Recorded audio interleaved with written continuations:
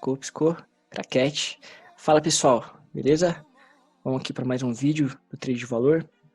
Vamos começar aqui pela movimentação do dólar, fazendo um breve backtest, fazendo a atualização das linhas, fazendo algumas especulações aqui de movimentação e pontos de abertura, ok? Eu já deixei aqui exatamente no esquema para a gente conseguir analisar algumas regiões a serem respeitadas lá para cima. A gente já tem algumas marcações aqui, mas conforme no vídeo anterior, eu vou explicar novamente o que está acontecendo para eu ter feito essas marcações. Bom, aqui, fazendo o nosso backtest, eu já consegui pegar essa movimentação aqui, ó, ok?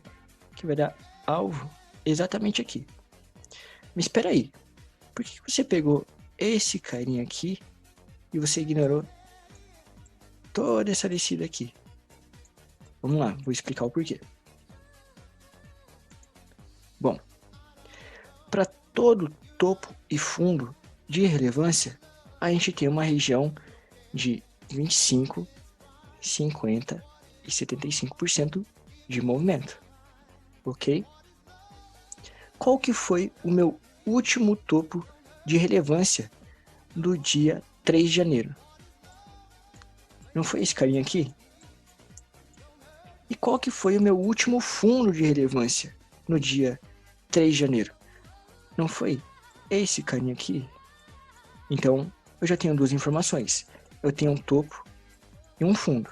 Mas espera aí, para eu fazer uma projeção de alvo, eu preciso de uma pernada um pouquinho maior, ok? Se não tenho até então a continuidade nesse movimento aqui e ele fez a reversão para depois ele fazer o rompimento, ok? O que eu tenho como base de projeção? Eu preciso procurar o meu início, a minha primeira pernada. E qual que foi a minha primeira pernada? Foi o meu último fundinho de relevância. Então, para fazer uma projeção de alvo para cima de compra, eu preciso do quê?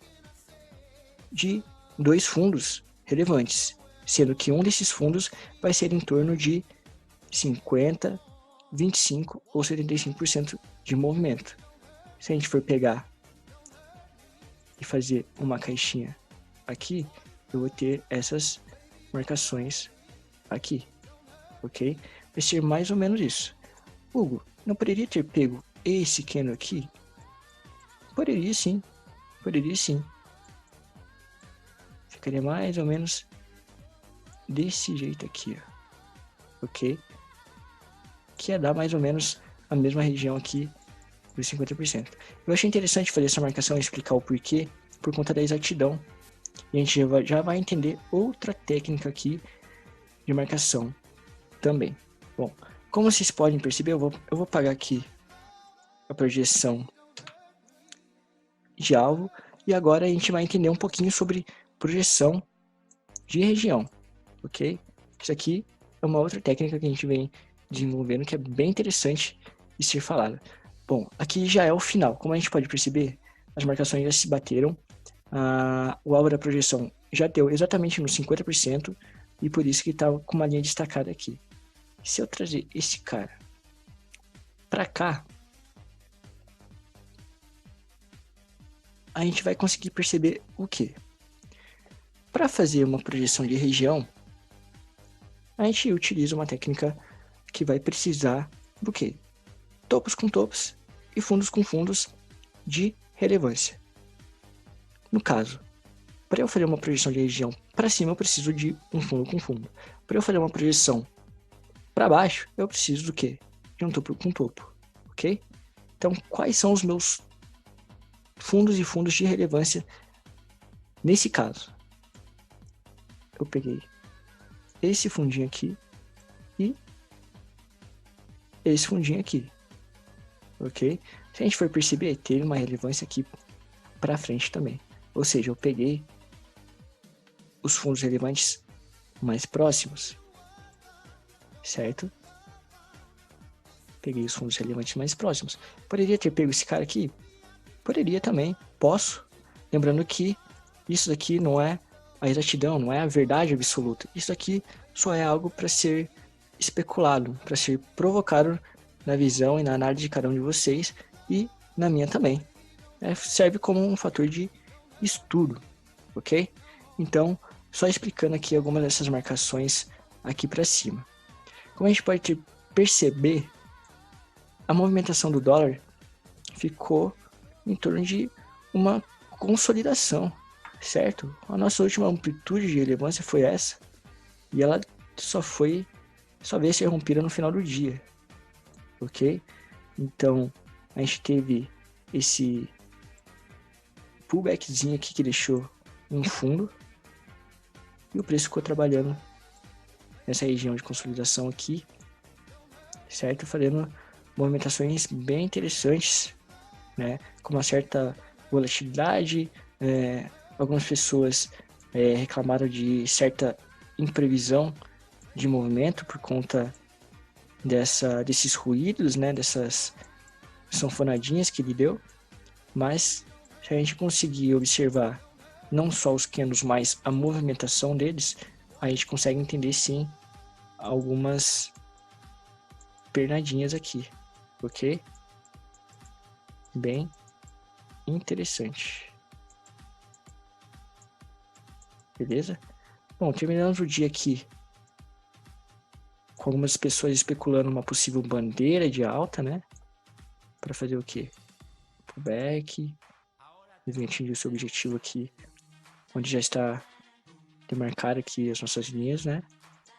Mas não podemos nos esquecer que o preço ele faz o que ele quiser, ok? Então, sem viés de alvo, apenas reação à ação do preço, ok? Nossa última amplitude de relevância no dólar seria essa pernada mesmo, ok? Temos aqui o nosso 50%.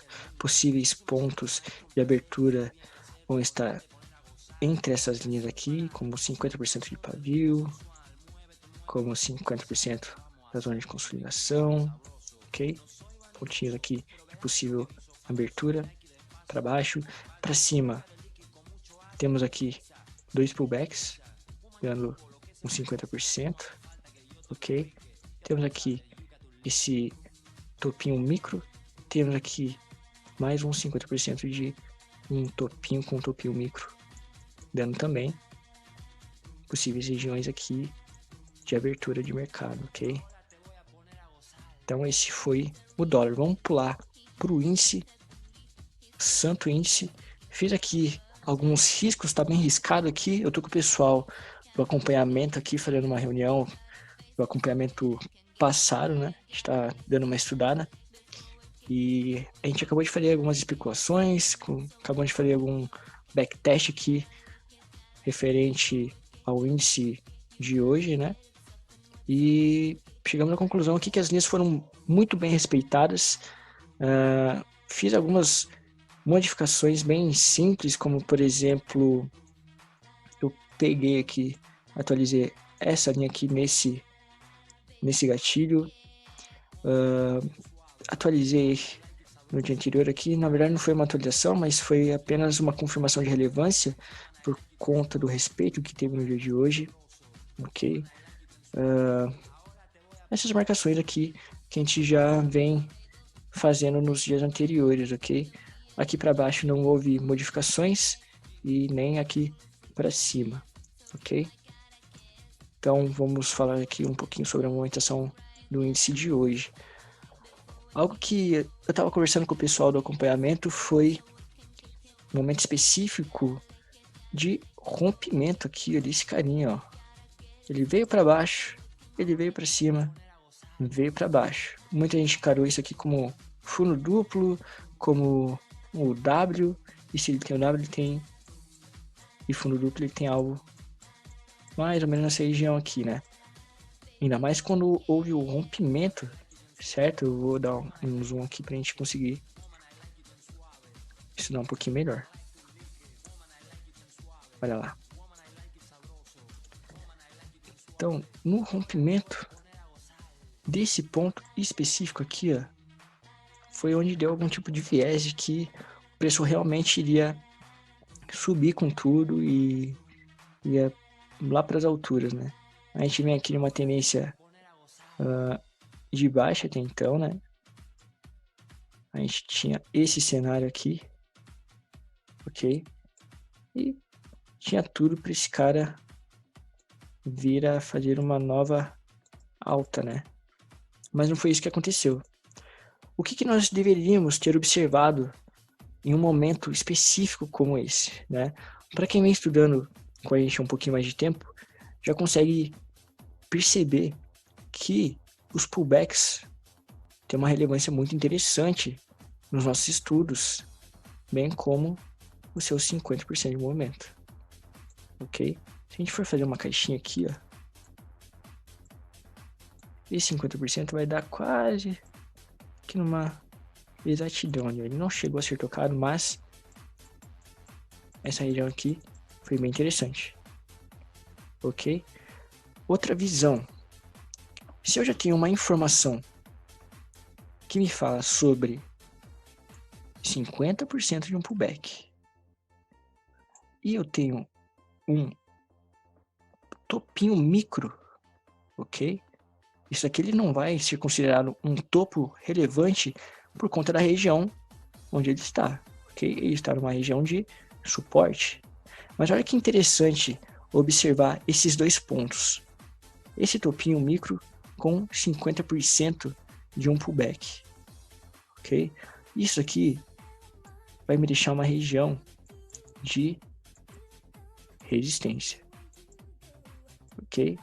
Ah, mas você falou que isso não é um topo, ele é um topinho micro. Quais são as outras informações que a gente tem? A gente está numa tendência do momento de baixa, a gente está com topos e fundos descendentes, ok? E para ele caracterizar aqui realmente a inversão do movimento, para dar a pernada que ele deu aqui, ó. Essa pernada que ele deu aqui, ó, de alta, ó. Ele vai ter que passar por qual região? Por essa região. Passando daqui, ele ainda tem mais o que? Toda essa região. Mas, Hugo, era só você ter falado que ele respeitou o gatilho. Sim, ele respeitou o gatilho. Mas isso daqui é o óbvio, ok? Isso é o óbvio. Isso aqui tem fator de relevância? Tem. Mas quando eu faço a união de mais fatores de informações relevantes, eu tenho mais... eu não posso falar certeza, mas eu tenho um conforto melhor na minha tomada de decisão. Por quê? Porque eu consigo confiar em mais informações do que em uma única informação, ok? Então, só para um fator de estudos, a gente começar a observar esse tipo de detalhe, ok? Logo após ele fez a inversão no momento, certo? Fez aqui uma breve consolidação e aí então ele veio a fazer o rompimento, certo? Com bastante ruído, diria que ele rompeu consolidando, né? Fazendo aqui algumas consolidaçõezinhas, certo? E logo após ele voltou a cair, ok? Mas por que ele voltou a cair? Novamente, união de mais fatores de informação. Eu tenho aqui pontos de referência dando condição aqui, como por exemplo, o gatilho marcado. Vamos limpar.